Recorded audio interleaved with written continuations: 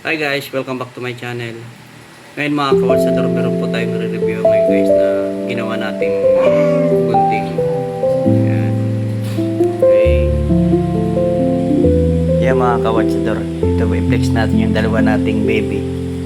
Ito si Kayla, ito si BT. Yan, laki na nyo guys, grabe. 6. Oh!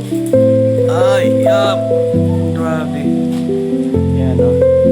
Yan, si Betty, si Kayla. Yan. Betty, sikan muna. Sikan. Sikan. Very good. Okay. Kayla, sit. Guys, ito nga pala si ano. Ito si Tanya. Naku, malapit na naman siya mga anak. Yan o. Yan. Si Tanya. Tanya, sikan. Sikan. Biti. Sikan, bebe. Sikan. Tanya, sikan. Malapit na po siya mga anak. Yan o. Sikan, very good. Biti, sikan. Yan guys, malapit na siya mga anak. Mga July, mga anak na siya. Yan. Ito yung si Kayla. Si Betty. Malapit na mga anak guys. Malapit na si Tanya, si Betty. Yan. Yan guys, dirito na natin ating pag-review. Yan guys, bali ito yung ating papakita ko sa inyo. Ito yung ginawa nating number 10, the barber shirt. Yan guys. Yan ang kanal niya. Yan. Tingnan nyo guys yung talim niya. Yan. Ito yung talim niya. Naka-victory lang yan guys.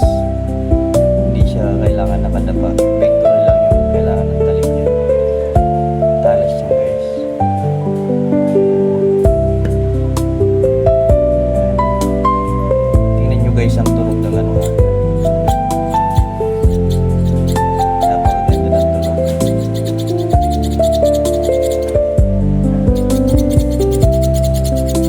Ang ganda ng tunog. Number 10. Ang ganda niya ito pang flat top. Yan ang guys.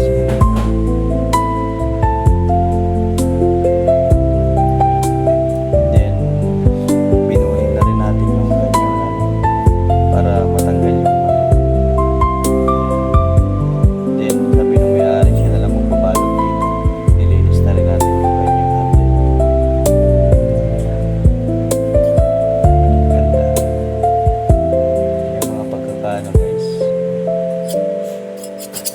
Testing natin mga kawatsador.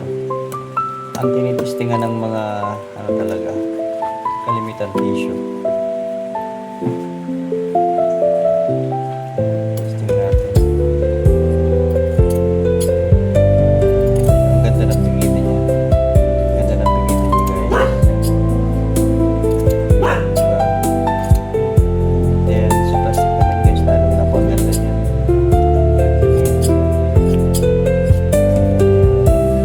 Pag ginamit natin yan sa patilya, ang maganda. Hindi siya makakatulog. Kaya dapat kinalagyan din yung timpla. Yung talim, hindi siya makakahiwa guys.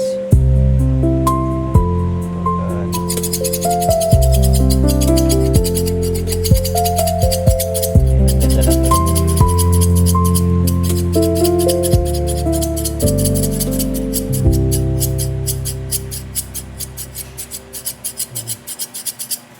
Guys, napakaganda, di ba?